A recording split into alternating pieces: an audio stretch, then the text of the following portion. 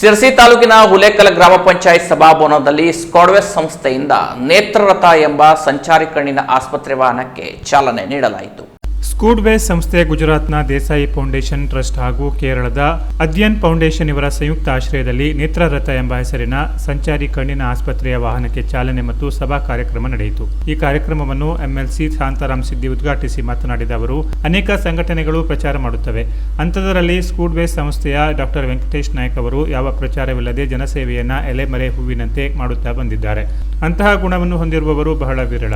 ಅಂಥವರು ನಮಗೆ ಸಿಕ್ಕಿರುವುದು ನಮ್ಮೆಲ್ಲರ ಸೌಭಾಗ್ಯ ಎಂದರು. ಮನುಷ್ಯನಿಗೆ ಕಣ್ಣು ಅತ್ಯಂತ ಶ್ರೇಷ್ಠವಾದ ಅಂಗ. ಅಂತ ನೇತ್ರರಥವು ನಮ್ಮ ಮನೆಯ ಬಾಗಿಲಿಗೆ ಬಂದಿರುವುದು ಅತ್ಯಂತ ಸಂತೋಷದ ಮತ್ತು ಹೆಮ್ಮೆಯ ವಿಷಯವಾಗಿದೆ. ಅಲ್ಲದೆ ಆರೋಗ್ಯ ಸಚಿವ ದಿನೇಶ್ ಗುಂಡೂರಾವ್ ಅವರು ಒಬ್ಬ ಒಳ್ಳೆಯ ಜನಪರ ಚಿಂತನೆಯನ್ನಿಟ್ಟುಕೊಂಡು ಬಹಳ ಕ್ರಿಯಾಶೀಲವಾಗಿ ಕೆಲಸ ಮಾಡುವಂತವರು. ಅವರಲ್ಲಿಯೂ ನಾನು ಕೂಡ ಖುದ್ದಾಗಿ ಮಾತನಾಡಿ ಜಿಲ್ಲೆಗೆ ಬೇಕಾದ ಅನುಕೂಲ ಮಾಡಿಕೊಡಲು ಮನವಿ ಮಾಡುತ್ತೇನೆ ಮತ್ತು ವಿಧಾನ ಪರಿಷತ್ತಿನಲ್ಲಿ ಮಾತನಾಡುತ್ತೇನೆ ಎಂದರು. ಸಿರಸಿ ನಗರ ಯೋಜನಾ ಪ್ರಾಧಿಕಾರದ ಅಧ್ಯಕ್ಷರಾದ ಜಗದೀಶ್ ಗೌಡ ಅವರು ಮಾತನಾಡಿ, ಇಂದು ಜನಸಾಮಾನ್ಯರು ಯಾವುದೇ ಒಂದು ಆರೋಗ್ಯ ಸಂಬಂಧಿಸಿದ ಕಾಯಿಲೆಯ ತಪಾಸಣೆಗೆ ಸರಿಸುಮಾರು 2,000 ರೂಪಾಯಿ ಖರ್ಚಾಗುತ್ತದೆ.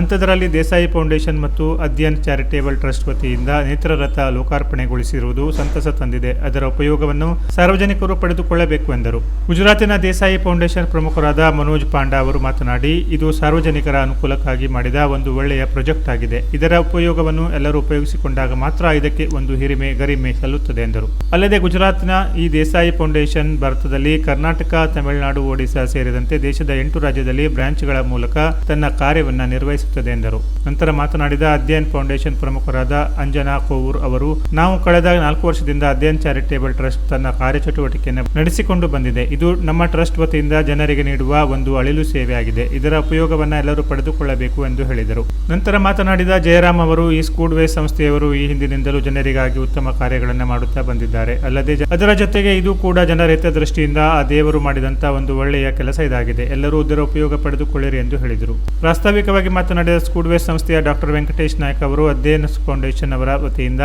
ನೇತ್ರರಥವನ್ನು ನೀಡಿದ್ದರಿಂದ ನಮಗೆ ಈ ವ್ಯವಸ್ಥೆಯನ್ನ ಮಾಡಲು ಸಾಧ್ಯವಾಗಿದೆ. ಅಲ್ಲದೆ ಈ ವಾಹನವನ್ನು ರಾಜ್ಯದಲ್ಲಿ ಉತ್ತರ ಕನ್ನಡ ಜಿಲ್ಲೆಯಲ್ಲಿ ಮೊದಲ ಬಾರಿಗೆ ಇಂಥ ವಾಹನದ ವ್ಯವಸ್ಥೆ ಕಲ್ಪಿಸಲಾಗಿದೆ. ಅಲ್ಲದೆ ಈ ವಾಹನವು ಜಿಲ್ಲೆಯ 230ಕ್ಕೂ ಹೆಚ್ಚು ಗ್ರಾಮ ಪಂಚಾಯಿತಿಗಳಿಗೆ ಭೇಟಿ ನೀಡಿ ತನ್ನ ಕೆಲಸವನ್ನು ನಿರ್ವಹಿಸುತ್ತದೆ ಎಂದು ಹೇಳಿದರು.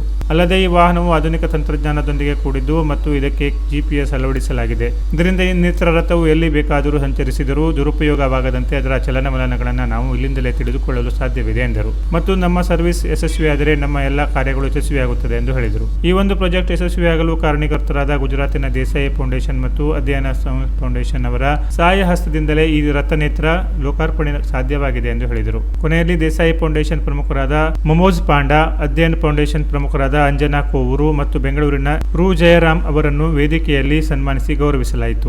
ಈ ಸಂದರ್ಭದಲ್ಲಿ ಸ್ಕೂಡ್ವೇಸ್ ಸಂಸ್ಥೆಯ ಪ್ರಮುಖರಾದ Shrimati Saraswati N, KV Kurshe, KN Hosamani, Dayananda, Pratibha Hegde, Hulekal ಗ್ರಾಮ ಪಂಚಾಯತ್ ಉಪಾಧ್ಯಕ್ಷರು, ಸದಸ್ಯರು, ಅಭಿವೃದ್ಧಿ ಅಧಿಕಾರಿಗಳ ಕಾರ್ಯದರ್ಶಿಗಳು ಸೇರಿದಂತೆ ಗ್ರಾಮಸ್ಥರು ಉಪಸ್ಥಿತರಿದ್ದರು. ಒಂದು ಥಿಕ್ ಫಾರೆಸ್ಟ್, ಇನ್ನೊಂದು ಕೋಸ್ಟಲ್ ಬೆಲ್ಟ್. ಇಂಥ ವಿಭಿನ್ನವಾದಂಥ ಪ್ರದೇಶದಲ್ಲಿ ಎಲ್ಲ ಗ್ರಾಮಗಳು ಕೂಡ ದೂರ ಸ್ಕ್ಯಾಟರ್ಡ್ ವಿಲೇಜ್ ಇರುವಂಥದ್ದು. ದೂರ ವಿಲೇಜ್ ಇರೋದ್ರಿಂದ ನಮಗೆ ಸುಲಭವಾಗಿ ಮೂಲಭೂತ ಸೌಕರ್ಯವನ್ನು ಪಡ್ಕೊಳ್ಳೋದಕ್ಕೆ ಕಷ್ಟ ಆಗ್ತದೆ.